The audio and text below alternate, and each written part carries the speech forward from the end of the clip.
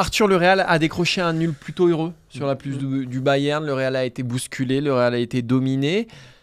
Est-ce que selon toi, avant le match retour, avant cette demi-finale retour la semaine prochaine, le Real est toujours le favori de cette double confrontation face au Bayern Munich ? Je crois que Carlo Ancelotti a très bien résumé la situation dans ses propos d'après-match. Il a dit « Nous n'avons pas montré notre meilleur visage ou la meilleure version de nous-mêmes, le Bayern, si ». Et je crois que tout est dit. C'est-à-dire que effectivement, le Bayern pouvait difficilement faire mieux au vu de sa saison et des problèmes rencontrés au cours de cette saison que ce qu'il a fait mardi soir à domicile. Il y a eu des occasions, il y a eu une capacité à revenir dans la rencontre à un moment où ils auraient pu couler. Pas mal de choses intéressantes, notamment aussi chez les individualités. Alors que le Real, franchement, ils en ont largement sous le pied. Collectivement, ils n'existent pas pendant le premier quart d'heure. Alors, c'est pas nouveau chez le Real. Ils sont complètement capables de s'éteindre comme ça et de mieux piquer derrière. Et même individuellement, je veux dire, Bellingham, on l'a pas vu. Non. En fait, il n'y a que Vinicius, offensivement, qui s'est démarqué, qui a été très très bon en neuf. Voilà, Kroos exceptionnel, mais Rodrigo on l'a pas vu. Voilà. Il a provoqué un péno quand même. Mais... Oui, voilà, il provoque ce penalty, mais dans le jeu on l'a très peu vu. Au final, voilà, c'est un Real qui a fait ce qu'il sait faire très souvent, c'est-à-dire piquer même quand il est dans le dur. Mais on est curieux de voir ce que ça va donner devant son public et dans des temps forts. Ouais, il a été complètement minimaliste, mais la mauvaise nouvelle pour le Bayern, c'est que finalement, Ancelotti a peut-être raison en disant on a vu le meilleur Bayern, voilà. Et le problème, c'est que le Bayern n'arrive pas à battre le Real, même en livrant une prestation aussi dense et aussi costaude. Donc ça dit quoi ?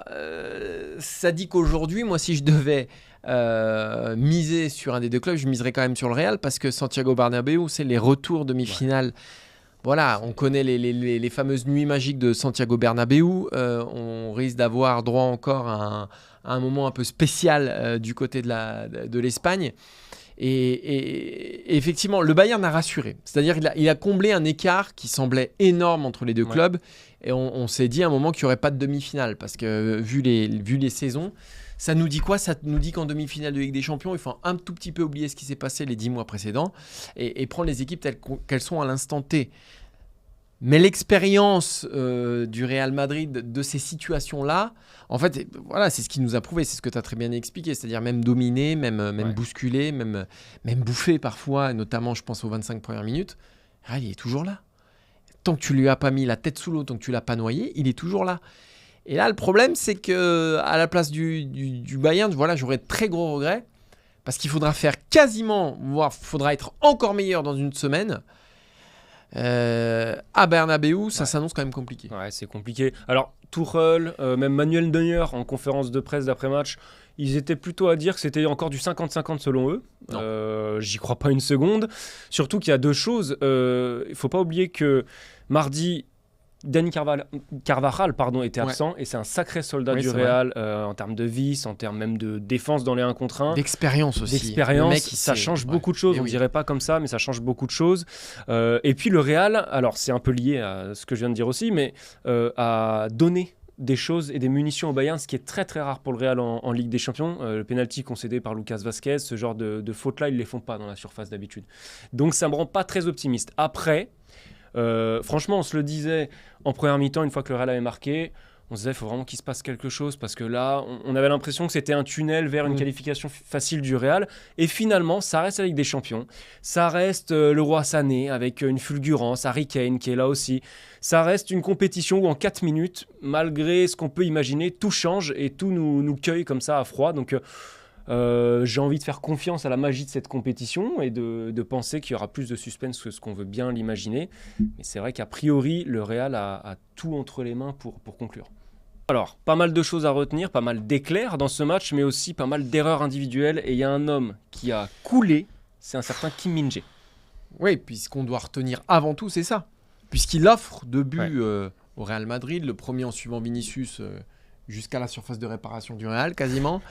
Et le deuxième en ceinturant Rodrigo d'une façon tellement grotesque, il offre 2 buts sur un plateau au Real Madrid. Et moi, c'est rare de voir une prestation individuelle négative, parce que des prestations individuelles positives en demi-finale Ligue des Champions, je peux t'en sortir, il y en a une encyclopédie. Mais une prestation individuelle négative aussi impactante sur le résultat du match, c'est rare à ce niveau de la compétition. Et lui, ça a été un naufrage de A à Z. Je me demande comment il peut tenir sa place au retour, parce qu'il y a des solutions sur le banc. Il y a De Ligt qui devait jouer. Là, je pense que Tuchel, il doit s'en mordre les doigts. Il y a Upamecano aussi sur le banc, mais Kim, il ne faut pas le revoir. Parce que là, en plus, les attaquants du Real ont pris un tel ascendant sur lui que c'est pas possible de le voir au retour. Et ça dit quelque chose, je terminerai là-dessus, sur parfois le niveau des défenseurs en Serie A, Koulibaly, Skriniar, Kim, voilà, qui régnaient complètement sur la Serie A, où on se disait putain, mais alors eux, quand ils vont atterrir dans des gros clubs, et on voit que derrière aussi, ils ont eu beaucoup de difficultés ces mecs-là. Kim, ça date pas d'aujourd'hui, il fait une saison compliquée, mais parce qu'en Serie A, tout est fait pour les mettre dans les meilleures conditions. Et dès que ça arrive un peu en nombre et un peu vite dans les autres championnats, on voit ce que ça donne. Alors ça dit ça, je te rejoins, mais ça raconte aussi la saison du Bayern. C'est-à-dire que Kim ne peut pas être titulaire au match retour, mais il y a quelques semaines en arrière, on se disait c'est Upamecano qui peut pas jouer le prochain match tellement il affichait un niveau catastrophique. J'ai regardé un petit peu, la défense du Bayern en poule de Ligue des Champions, c'est Upamecano Kim justement. Oui. Et là, depuis les 8e retours contre la Lazio, c'était une défense De Ligt d'ailleurs. Donc cette défense, elle a toujours changé.